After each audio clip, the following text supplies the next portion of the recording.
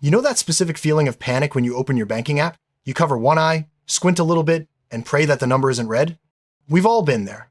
It feels like the economy is a game of Monopoly, but you join 3 hours late, all the properties are taken, and you're currently in jail. People always say the rich get richer and the poor get poorer. It sounds like a bumper sticker. But what if I told you it's actually a mathematical trap? I want to tell you a story about why it's so expensive to be broke and why the rich are playing with cheat codes. The Boots Theory. Let's start with a concept called the Boots Theory. It comes from a writer named Terry Pratchett, and it goes like this.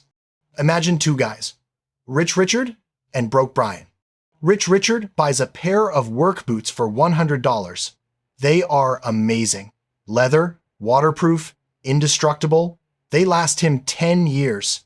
Broke Brian needs boots too, but he doesn't have $100. He has $20. So he buys the cheap, cardboard-soled boots from the discount bin. Here's the problem. Those cheap boots fall apart after 6 months. So Brian buys another pair, and another, and another. After 10 years, Rich Richard has spent $100 and still has dry feet. Broke Brian? He has spent $400 on boots, and his feet are still wet. This is the trap. When you're broke, you can't afford the bulk discount on life. You can't buy the 50-pack of toilet paper. You have to buy the expensive 4-pack. You can't pay the car insurance up front. You pay monthly, which costs more. Being poor is like being fined for not having money. The shiny object trap.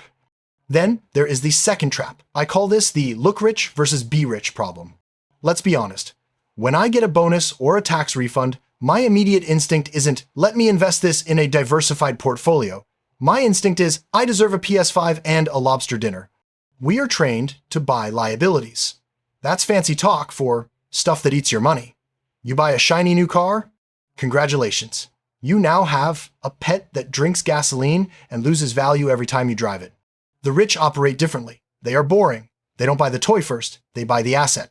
An asset is a little money-making machine. It's a rental property, a stock, or a business. Here is the magic trick.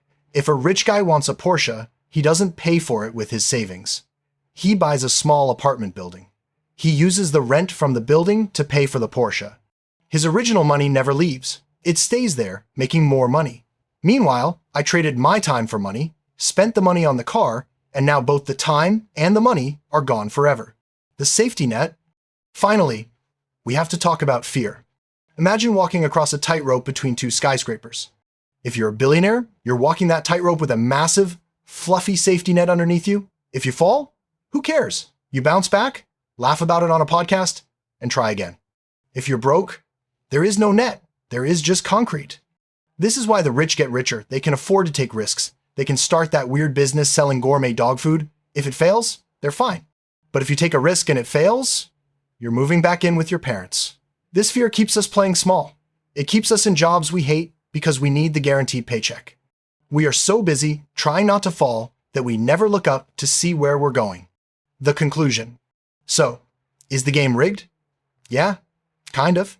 But here is the good news. You can stop playing their game and start playing your own. You can start small. First, stop bleeding cash on cheap boots. Save up for quality when you can. Second, stop trying to impress people with liabilities. And third, try to buy your first tiny asset. Even if it's just $50 in the stock market, you need to give your money a job so you don't have to work until you're 90. Because the only way to win the game of Monopoly is to stop just passing go and collecting $200 and start owning the board. Thanks for listening.